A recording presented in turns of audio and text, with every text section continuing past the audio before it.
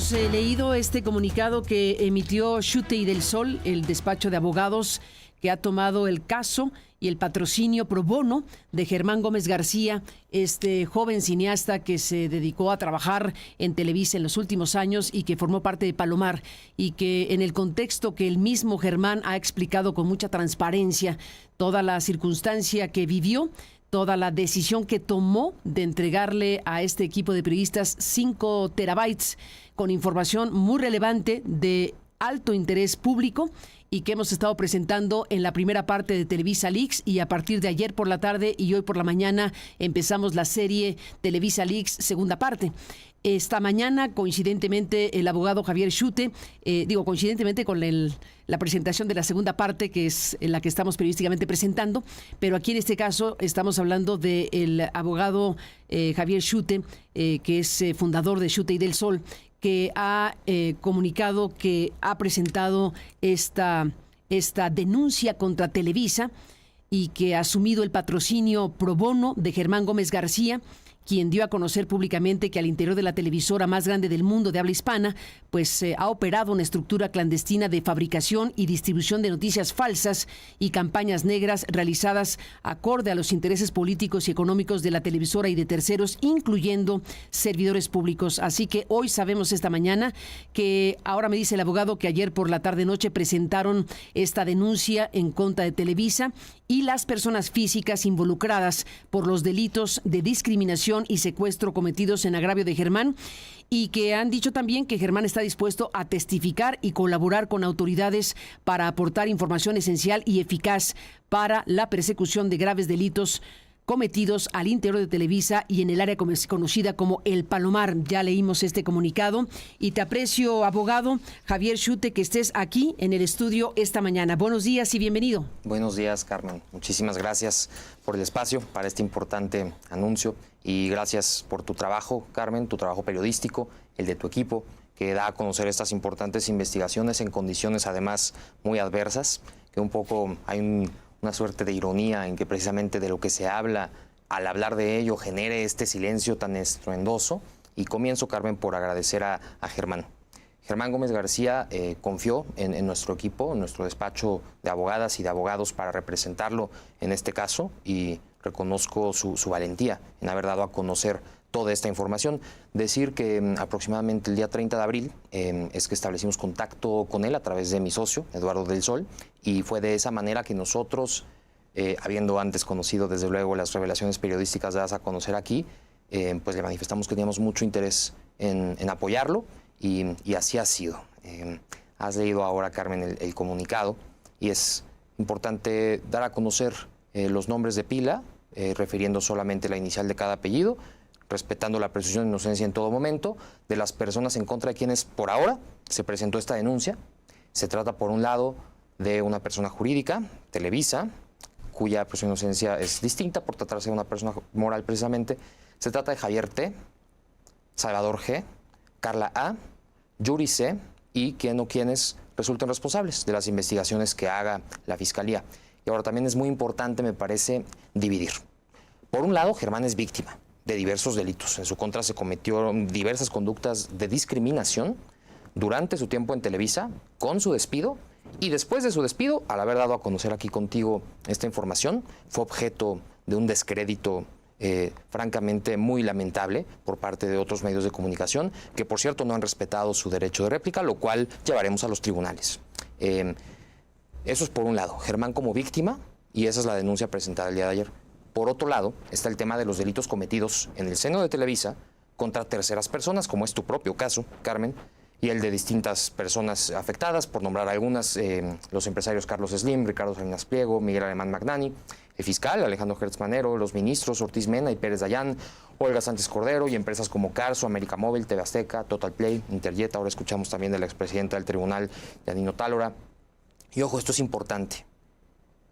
El hecho de que haya víctimas en lo individual no significa que para proceder las autoridades requieran en todos los casos de su querella, porque muchos de los delitos que veremos son de oficio y por lo tanto con la mera comunicación de una noticia criminal, con la aportación de información como la puede hacer alguien que colabora con las autoridades para acceder a beneficios, como podría ser el caso de Germán, de un whistleblower en general, un informante, un denunciante, sería suficiente para que las autoridades investiguen. Entonces, si te parece bien, podríamos quizá comenzar por la denuncia presentada el día de ayer, Carmen. Adelante, Javier Schutte, te escuchamos. ¿Qué presentaron? Cuéntanos los detalles. Sí.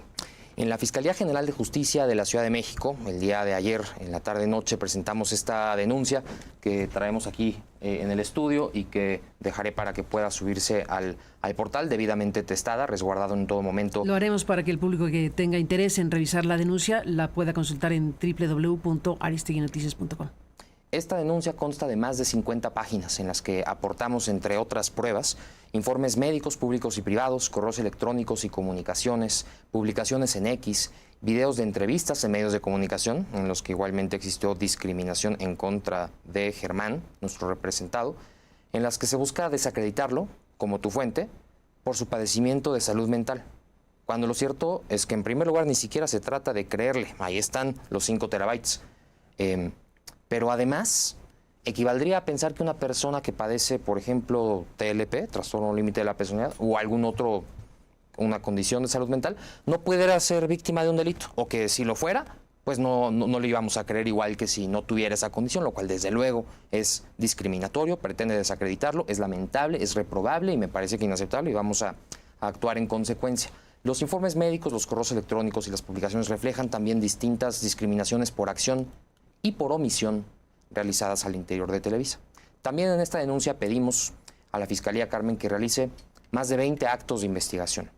Esto incluye dar intervención a COPRED, a CONAPRED y a otras instituciones para efectos de que en el ámbito de sus facultades protejan, desde luego, ante un caso de discriminación a una persona como Germán, que emitan las opiniones técnicas, los dictámenes correspondientes, un análisis de contexto del asunto y la condición de discriminación posible de Germán Gómez García, que la Fiscalía designe peritos y que requiere información de Televisa y sus empresas a las autoridades en materias laboral, fiscal, registral y de seguridad social, así como requerir a Televisa y empresas relacionadas su programa de cumplimiento normativo, los expedientes laborales, corporativos y actas levantadas en contra de Germán, las videograbaciones de los hechos de secuestro ocurridos en las instalaciones de Televisa San Ángel.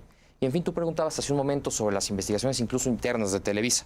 No voy a yo ser alguien que le vaya a dar ningún tip, por supuesto, a la contraparte, pero lo menos que debería estar haciendo una empresa como esa que cotiza en bolsa en México, en Estados Unidos, con un vínculo jurisdiccional fuerte con el país del norte, pero independientemente de ello... Es una empresa estadounidense. Es una empresa estadounidense, que tampoco es que hiciera falta para efectos de la aplicabilidad que veremos de ciertas regulaciones en Estados Unidos, pero el punto es, lo menos que debería hacer es una investigación interna seria, independiente, una auditoría que de manera imparcial revise la existencia de esta estructura sombra, de esta estructura ilegal y clandestina que se dedicaba a la comisión de todos estos delitos. ¿Dedicaba en pasado? No sabemos si en presente. Claro, en presente, desde luego. No lo sabemos.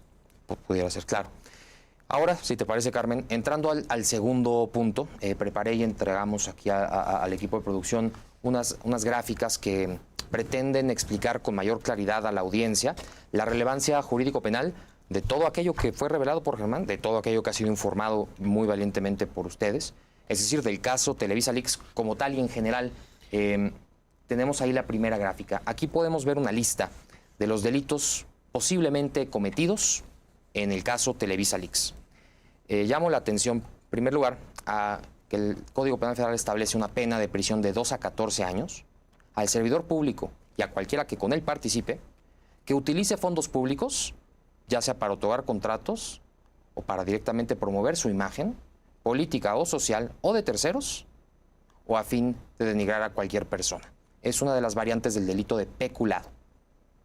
Tenemos también la usurpación de identidad, que sanciona con 7 años y medio de cárcel, la usurpación de identidad por cualquier medio con fines ilícitos, pensando en el caso del magistrado Camero, que personas de Televisa simularon ser alguien que no eran, Increíble. aprovechando que se hace el borrado de la voz, lo cual podría implicar, por cierto, una agravante para incriminar a una persona menor de edad en un delito sexual. Tenemos el delito de Y falsificación. dañar a su padre, el magistrado. Correcto, Qué fuerte. correcto. Es de los pasos, me parece, más fuertes de lo que se ha revelado aquí. Sin duda. Tenemos el delito de falsificación, que sanciona con hasta 8 años de prisión la falsificación de documentos públicos y hasta 5 años en el caso de documentos privados. Por ejemplo, vaya precisamente la coincidencia con lo revelado el día de hoy en relación con la expresidenta del tribunal, Janine Otalora, la fabricación o manipulación, por ejemplo también en el caso de Salinas Pliego, de cheques, de facturas. Esto y presentar estos documentos en un video, esto es delictivo. Esto constituye el delito de y difundirlos masivamente. Y, claro, desde luego.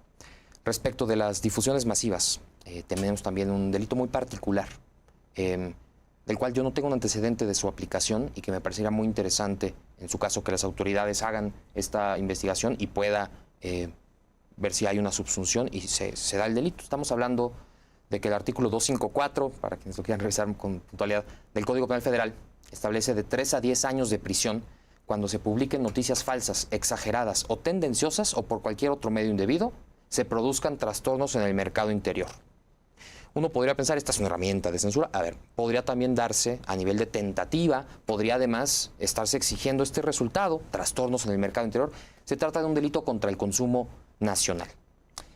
En relación con el tema del consumo nacional tenemos también la manipulación del mercado. La ley del mercado de valores establece una prisión de 2 a 12 años a quienes interfieran o influyan en la libre interacción entre oferta y demanda, quienes manipulen el mercado, para obtener ganancias o evitar pérdidas. Uno puede pensar en la pretendida influencia, que desde luego es multifactorial, para efectos de la quiebra o concurso mercantil de una empresa como Interjet. Uno puede pensar en la compra de Radiópolis, uno puede pensar en los precios de las acciones en la Bolsa de Valores de, por ejemplo, Grupo Carso frente a ICA en relación con las publicaciones hechas con la línea 12 del metro para denostar a una y no a otra, pues esa diferencia quizás es la atribuible a lo realizado por el Palomar. Pues todos esos temas están en Televisarix. Correcto, correcto.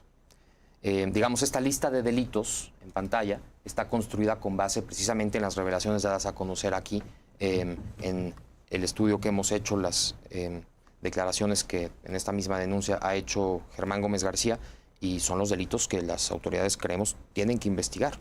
Está también la falsificación de marcas, el uso de una marca de forma tal que no pueda distinguirse en sus aspectos esenciales de la original, sin autorización y para representar falsamente un servicio, merece prisión de 3 a 10 años. Y tenemos también el delito de remuneraciones ilícitas. Sí, claro. En el caso de marcas, vimos ahí la utilización de marcas de medios.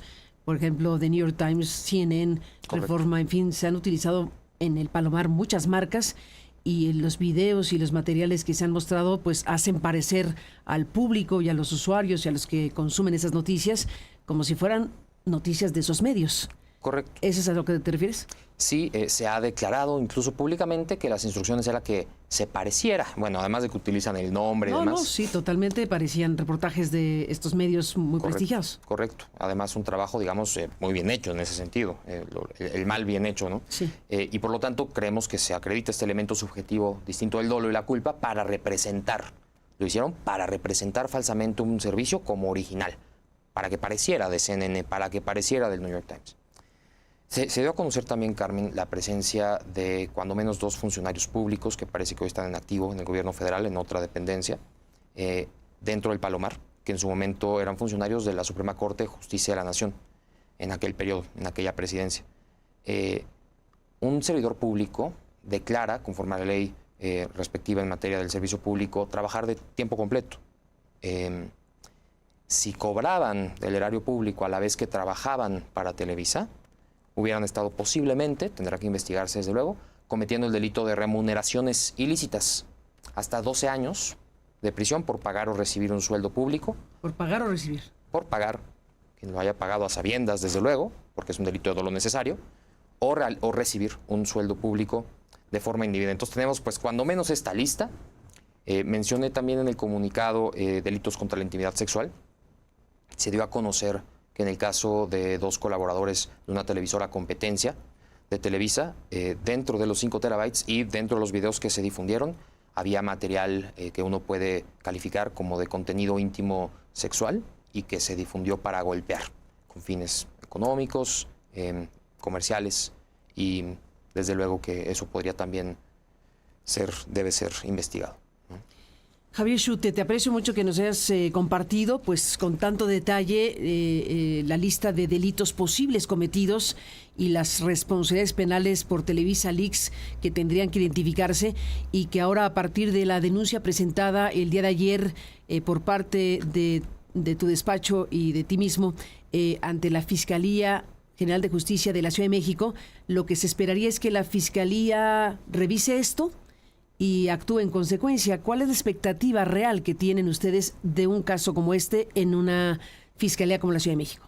Sí, bueno, en primer lugar señalar que muchos de estos delitos son de competencia federal y en su calidad de posible colaborador y que pudiera beneficiarse de un criterio de oportunidad es que la Fiscalía General de la República pudiera tomar conocimiento de esta noticia criminal e investigar los delitos federales anunciados.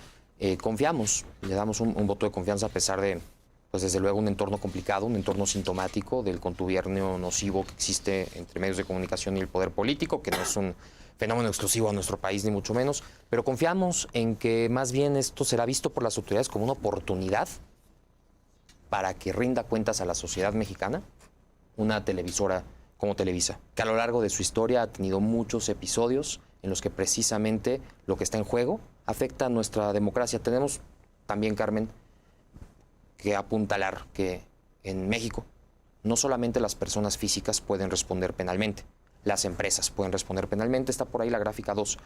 La mostramos, si te parece. Aquí está la gráfica 2 que nos compartiste esta mañana. Sobre responsabilidades penales empresariales, sin pretender aquí ahondar demasiado, decir, si yo tengo una empresa y con mis recursos, con los recursos de mi empresa, se cometen delitos y yo, pues en aquiescencia posiblemente o con una ignorancia deliberada, permito que esto ocurra y no tengo un debido control para evitarlo. ¿Ignorancia deliberada? ¿Existe eso? Sí, por ejemplo, una persona que cruza la frontera con una maleta llena de drogas o dinero, pero dice, yo nunca la abrí. Bueno, no supiste porque no quisiste saber. Esto es uno de los criterios de dolo eventual. Digamos, no me quiero poner demasiado técnico ni dogmático, pero son criterios a través de los cuales se puede hablar de la falta de un debido control por parte de la empresa y que por ello deba responder penalmente. Y uno puede pensar, bueno, entonces, ¿qué vamos a meter a la cárcel las escrituras de Televisa? No.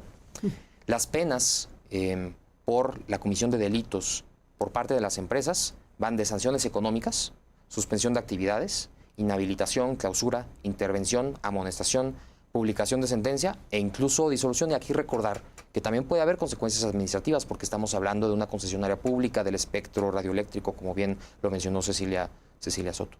Tenemos además antecedentes y derecho comparado, tanto nacional como extranjero, no me detendré en ello, tanto de responsabilidad penal de las personas jurídicas en general, como en particular que la estructura legal deba responder por la estructura sombra o por la estructura ilegal en su interior. Es el caso de Siemens en Alemania, Enron en Estados Unidos, Odebrecht en Brasil y América Latina, es decir, hay antecedentes.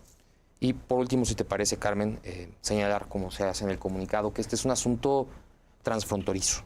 En la gráfica número 3 detallamos la relevancia jurídica que de manera hipotética pudiera tener Televisa Leaks en Estados Unidos. Por un lado, tenemos la Foreign Corrupt Practices Act, la FCPA, que sanciona las prácticas corruptas fuera de Estados Unidos, llevadas a cabo por empresas estadounidenses que coticen en bolsa de Estados Unidos o que tengan operaciones ahí. Televisa cumple con las tres. También tenemos las leyes antilavado, que sancionan las prácticas de lavado de dinero dentro o fuera de Estados Unidos, realizadas por empresas con un vínculo jurisdiccional como este.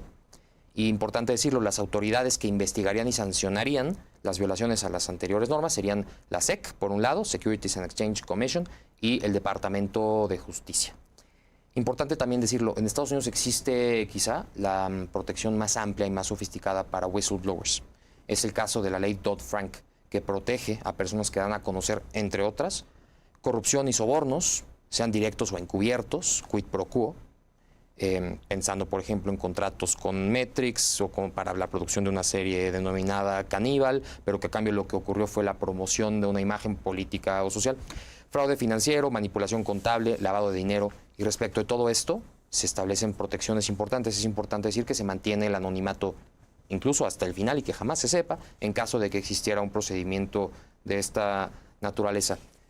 Carmen, y señalar, este asunto nos parece de una gran relevancia. La verdad es que pues no es casual que lo tomamos con una firme convicción en que puede ser una oportunidad para que esta relación que existe entre el poder político y el poder mediático pueda mejorar. Está en discusión la ley Telecom, precisamente en el legislativo, y nos parece que esto se coloca al centro de la discusión. Este cerco mediático no puede aguantar, me parece que como un huracán que se está acercando a la costa va aumentando en categoría, y cuando toque tierra, me parece a mí que el silencio no puede durar más. Por un lado, ya existe esta denuncia presentada, se buscará los canales a efectos de la colaboración con la Fiscalía General de la República y veremos por el lado institucional el tipo de respuesta que hay, y pues por el lado mediático otras personas con la valentía que tienes tú y que tiene tu equipo que puedan seguir retomando estas importantes revelaciones. Javier Schutte, abogado, presentaron entonces esta denuncia ya formalmente ante la Fiscalía de la Ciudad de México, y entiendo por lo que dijiste que la Fiscalía General de la República a su vez podría tomar conocimiento de esto por sí misma, o habrá una presentación formal de parte de ustedes ante la Fiscalía General de la República para darle a conocer que está esta denuncia. Sí, nosotros buscaremos los canales. A ver, en México tenemos la ley de protección de personas que intervienen en el proceso penal, que nombra como testigo colaborador no solo a personas vinculadas con delincuencia organizada, si bien es el uso que más se le ha dado, particularmente en el sexenio de Felipe Calderón con la guerra contra el narco, pero también personas que buscan un criterio de oportunidad, como pudiera ser el caso de Germán. Aquí hay una puntualización importante que hacer, porque a diferencia de las protecciones que tiene un whistleblower en Estados Unidos, en México el criterio de oportunidad tiene sus asegúnes o desventajas. Existen antecedentes, mediáticos incluso, de personas que hicieron del conocimiento de las autoridades información que cumplía con los requisitos, digamos, para efectos de un criterio de oportunidad, una delación premiada, una denuncia a cambio de inmunidad procesal, pero que después de que ya cantaron como canarios, de que ya dieron la información, las autoridades de todas formas actuaron en su contra. No respetaron en ese sentido, me parece que a mí, el derecho adquirido a la suspensión de la acción penal y el posterior no ejercicio o sobreseimiento de la causa al haber aportado esta información. Esto es un desincentivo muy grande para las personas que están interesadas en colaborar, porque esta, que es una figura central para el combate a la corrupción y a la delincuencia organizada, debe poder ser tomada en serio. Que si yo voy y revelo información, no me van después a traicionar. Lo cierto es que en el caso de Germán, las autoridades tendrían que garantizarle inmunidad procesal. E insisto, Carmen, en el llamado a las autoridades, el llamado a la sociedad, de proteger a Germán, de ver este caso como una oportunidad para que la televisora rinda cuentas, de que se establezcan mecanismos internos que funcionen como garantías de no repetición para que esto no vuelva a ocurrir.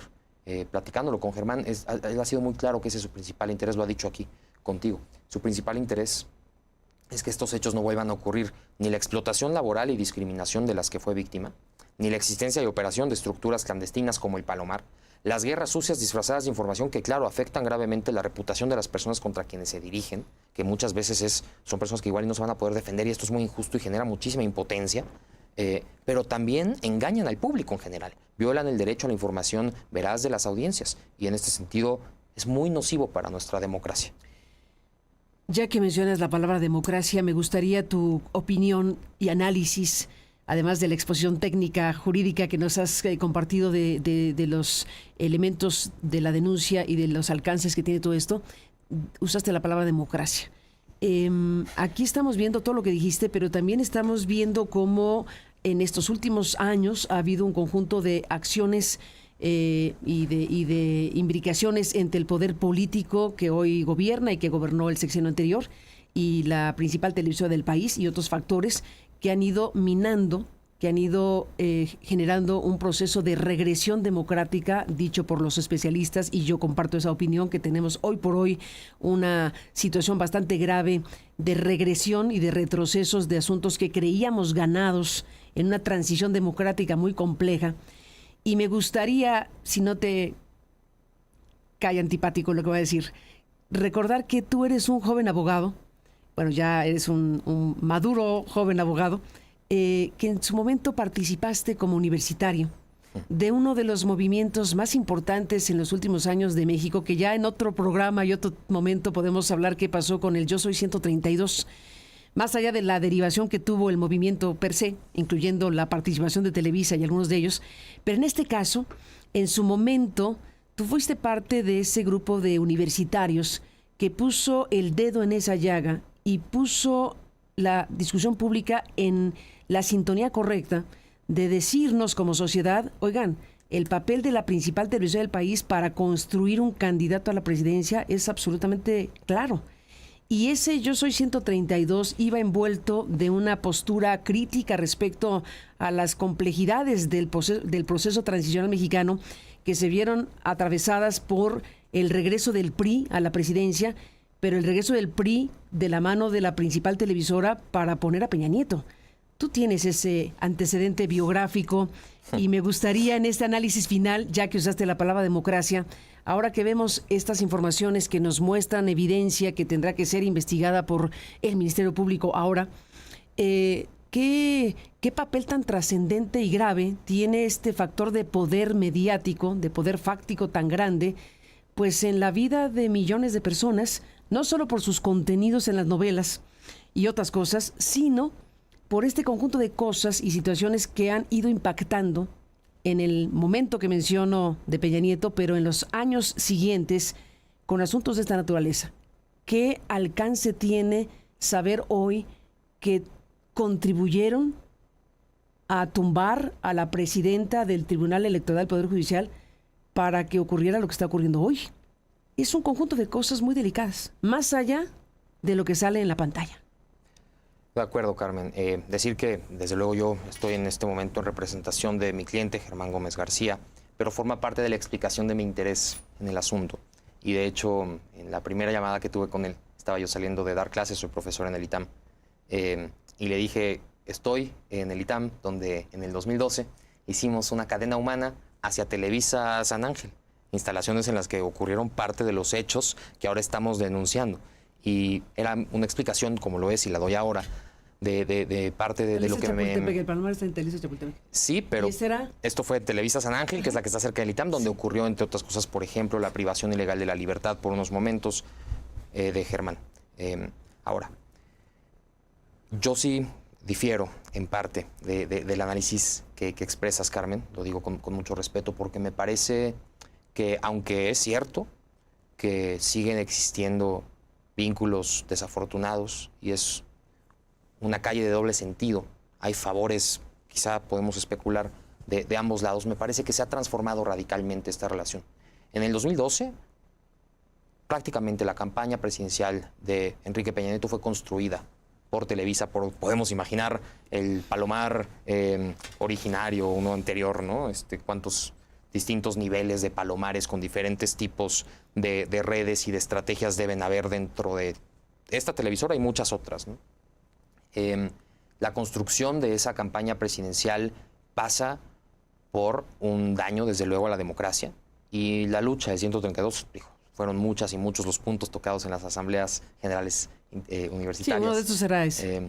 Uno de estos era la democratización de los medios, y fue como comenzó, diciendo, a ver, mi democracia no es una telenovela y no queremos que lo sea.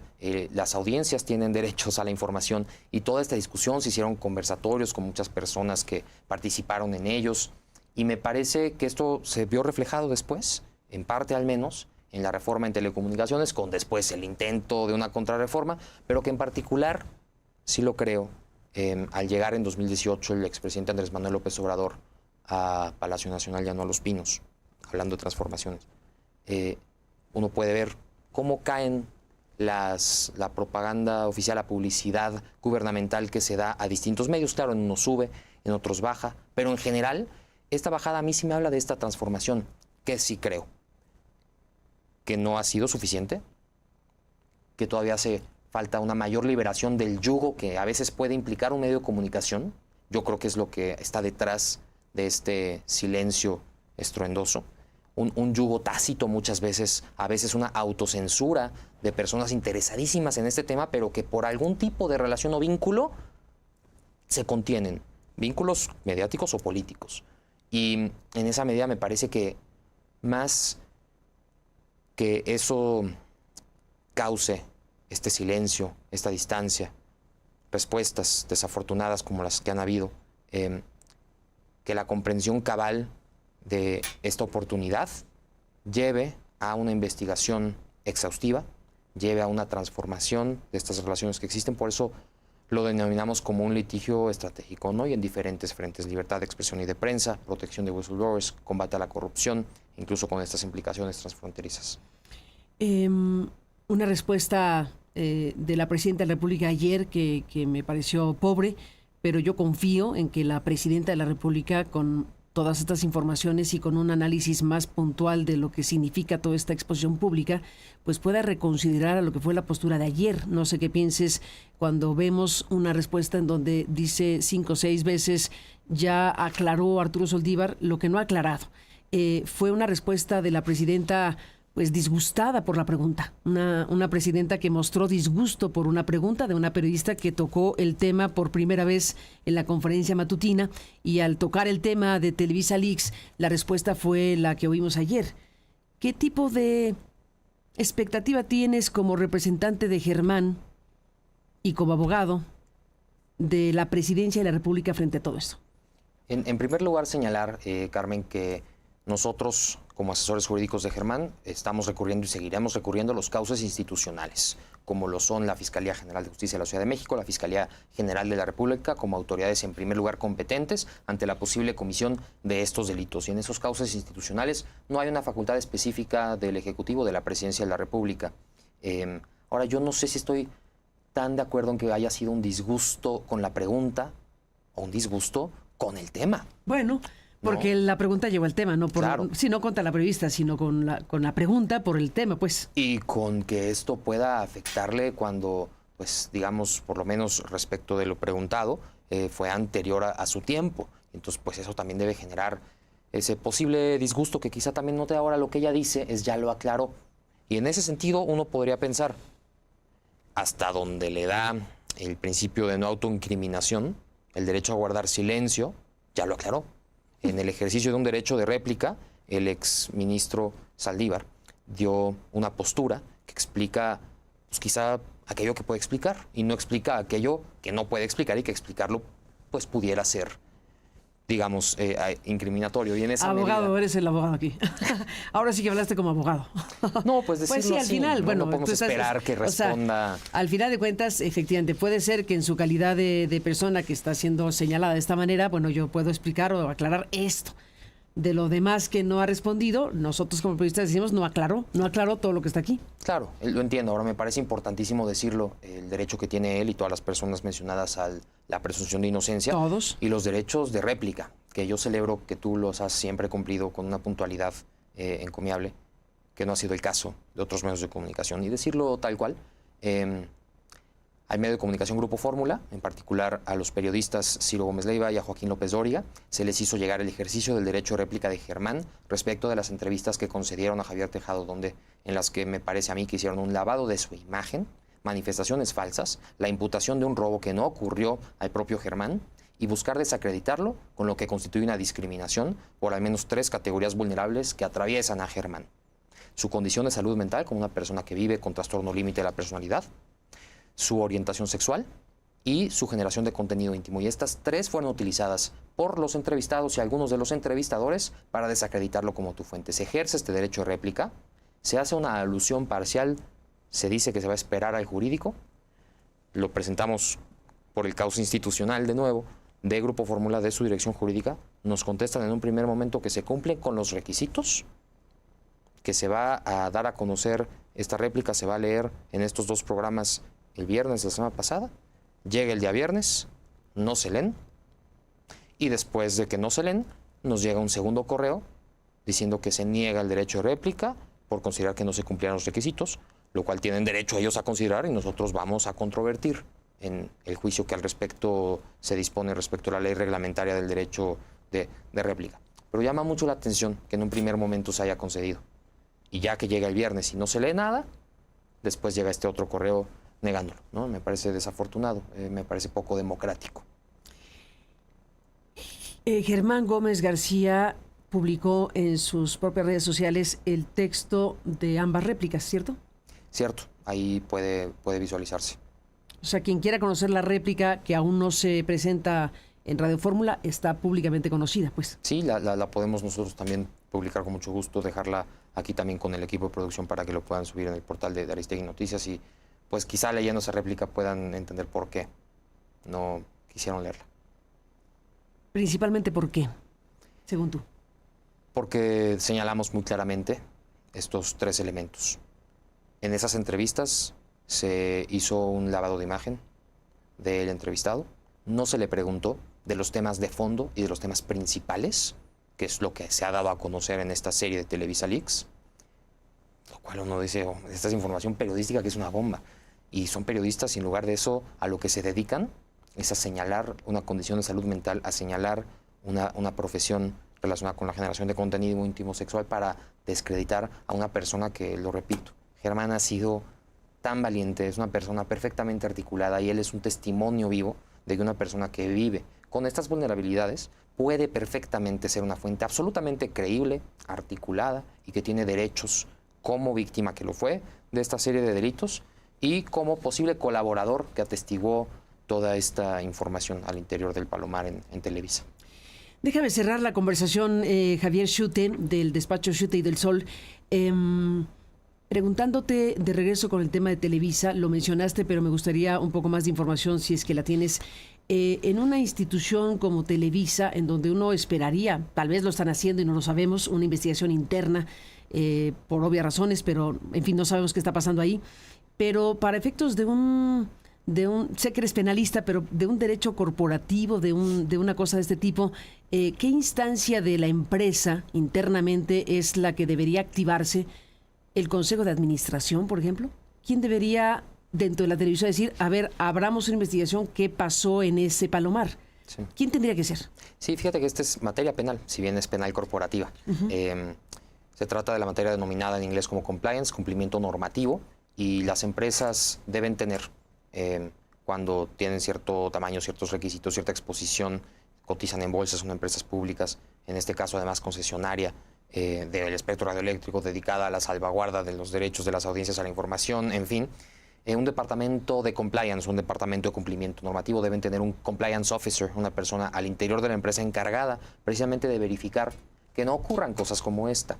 La manera en la cual pudiera, no me quiero poner muy técnico, excluirse la responsabilidad penal de una empresa como Televisa en hechos como estos, es acreditar que cumplieron con todas las mejores prácticas de la industria, que capacitaron en materia de discriminación, que capacitaron en materia de derecho a la información a todas las personas que ahí trabajaban, que verificaban que las personas que ahí trabajaran no fueran a su vez funcionarios públicos, que no hubiera contubernios con empresas terceras a cuya actividad estaba principalmente caracterizada por el manejo de bots, cuentas no orgánicas en redes sociales para la réplica de contenidos falsos, en fin, cosas que pues es dudoso que hayan ocurrido, dado lo que sabemos, pero si ocurrieron, la empresa puede no tener que responder penalmente, pero las personas físicas sí.